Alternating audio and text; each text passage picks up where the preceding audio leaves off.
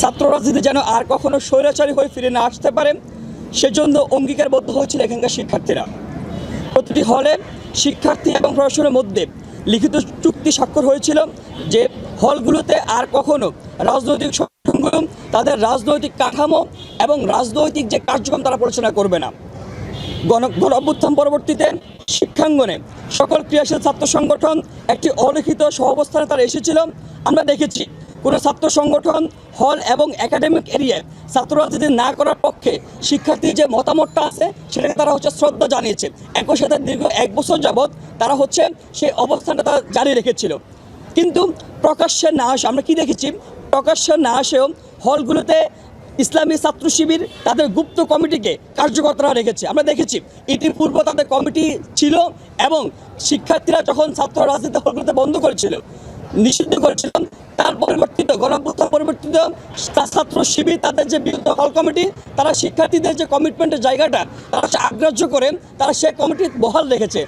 শুধু বহাল রাখে নাই, তারা পুরোদমে সেটাকে কার্যকর করে রেখেছে। আমরা দেখেছি ছাত্র শিবির পরবর্তীতে ছাত্র শিবিরের যে সভাপতি তিনি তাদের ছোটো ছোটো টিম থাকার কথা স্বীকার করেছেন। আমরা দেখেছি এর পরবর্তীতে ছাত্র ইউনিয়নও তাদের হল এবং একাডেমিক এরিয়ার যে কমিটি তারা সেটা প্রকাশ করেছে।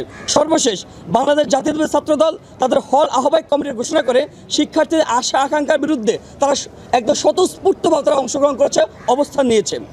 এই অবস্থায় শিক্ষার্থীরা শঙ্কিত, তারা ওই বিষয়ে শঙ্কিত হলগুলোতে আবারও গন্ডুম গেস্টুম কালচার ফিরে আসবেন, আবারও প্রটোকল কালচার ফিরে আসবেন, আবারও জোরপূর্বক হল থেকে ধরে নিয়ে যাওয়ার, বাইকে প্রটোকল দেওয়ার, নেত্রী এসেছেন, নেতা আসতেছে, তাদেরকে প্রটোকল দেওয়া, ভাইটাল প্রোগ্রাম যাওয়ার জন্য তাদেরকে বল প্রয়োগ করা হবে। এই বিষয়ে তারা শঙ্কার জায়গা আছেন। শিক্ষিত আদৌ শঙ্কার জায়গা আছেন যে তার যে একাডেমিক যে লাইফটা সেটা ক্ষতিগ্রস্ত হবে, তার যে শারীরিক অবস্থাটা, তার বাবা মারা গেছে নাকি মা মারা গেছে, অসুস্থ কিংবা তার আগামীকাল পরীক্ষা আসছে কিনা সেটা কোনো দর্তব্যের বিষয় হবে না। তাকে শুধুমাত্র সিট বাঁচানোর জন্য বাইকে প্রটোকল করতে হবে, বাইকে প্রটোকল দিতে হবে, এই বিষয়টা শঙ্কার জায়গা আছে।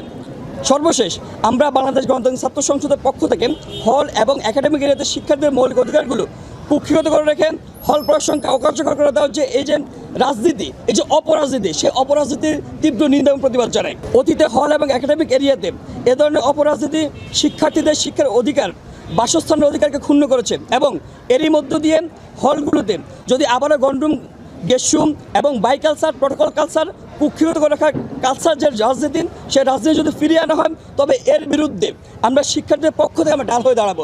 শিক্ষার্থীদের পাশে থেকে, শিক্ষার্থীদের পাশে নিয়ে সাথে নিয়ে আমরা এদের বিরুদ্ধে দুর্বার আন্দোলন গড়ে তুলব। একই সাথে সকল ছাত্র সংগঠনকে আমরা আহ্বান জানাই, শিক্ষাঙ্গনে ছাত্র রাজনীতির রূপরেখা কেমন হবে, ছাত্র রাজনীতির কাঠামো কেমন হবে সেই বিষয়ে সকল ক্রিয়াশীল ছাত্র সংগঠন, একই সাথে বিশ্ববিদ্যালয় প্রশাসনের একটা দায়বদ্ধতার জায়গা আছে। আমরা প্রত্যেককে আহ্বান জানাই, আসেন এই যে গণ অভ্যুত্থান, সে গণ অভ্যুত্থানের অন্যতম স্টেক হোল্ডার হচ্ছে এখানকার অ্যাকচুয়াল সাধারণ শিক্ষার্থীরা, শিবিরের সাধারণ শিক্ষার্থীরা না, এখানকার অ্যাকচুয়াল সাধারণ শিক্ষার্থীরা এই গণ অভ্যুত্থানের অন্যতম স্টেক হোল্ডার। তারা স্বতঃস্ফূর্তভাবে আন্দোলনে অংশগ্রহণ করার মধ্য দিয়ে, জীবন দেওয়ার মধ্য দিয়ে, পঙ্গুত্ব বরণ করার মধ্য দিয়ে তারা এই অঞ্চলের মধ্যে, এই শিক্ষাঙ্গনের মধ্যে একটা পরিবর্তন এনেছিল। আমাদেরকে অবশ্যই, আমরা যারা ছাত্র রাজনীতি করতেছি, ছাত্রদের নিয়ে রাজনীতি করতেছি, আমাদেরকে অবশ্যই ছাত্রদের যে সেন্টিমেন্টের জায়গাটা, সেই পালসের জায়গাটা, সেই শিক্ষার্থীর যে পালসের জায়গাটা অবশ্যই আমাদেরকে প্রায়োরিটি বেসে রাখতে হবে। আমাদের ছাত্র রাজনীতির ধরন কেমন হবে, 24 পরবর্তীতে আমরা যাদের জন্য রাজনীতি করতে চাই, হোক সেটা শিক্ষার্থী কিংবা জনগণ, সেই শিক্ষার্থী এবং জনগণের পালস, সেন্টিমেন্ট কিংবা দাবি দেওয়াকে মাথায় রেখে আমাদের ছাত্র রাজনীতির রূপরেখা সাজাতে হবে।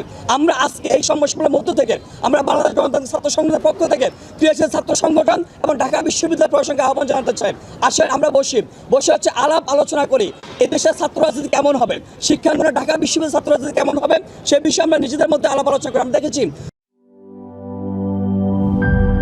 নাটা ডেইলি আর পানীয়র এক অসম কম্বিনেশন, ড্রিঙ্কো। চিল থাকতে চান, ড্রিঙ্কো চাবান।